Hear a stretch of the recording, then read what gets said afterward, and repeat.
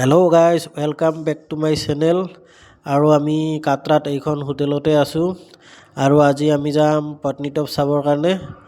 আৰু পত্নীটপ চোৱাৰ কাৰণে আমাক এই দাদাজনে ট্ৰেভেল এজেঞ্চিৰ পৰা ট্ৰেভেলাৰ এখন বুক কৰি দিছে আৰু আমি এতিয়া ৰেডি হৈ হোটেলৰ তলতে অলপ ৰেষ্ট কৰি আছোঁ। গাড়ীখন আহি পোৱা নাই, নাৰায়ণ আৰু মই বহি আছোঁ। তো গাইজ ব'লক আমি এতিয়া গাড়ীত উঠি গৈ আছোঁ পত্নীটপলৈ। এয়া দেখিছেনে কেনেকুৱা প্ৰাকৃতিক পৰিৱেশ, আৰু এই প্ৰাকৃতিক পৰিৱেশৰ মাজেৰে যাত্ৰা কৰি কিনে কি মজা লাগে। সেই পত্নীটপ গ'লেহে আপোনালোকে বুজি পাব। আমাৰো বহুত এক্সাইটমেণ্ট, বহুত ভাল অনুভৱ, মনত বহুতে ফূৰ্তি লাগি আছে এনেকুৱা পৰিৱেশ দেখা পায়।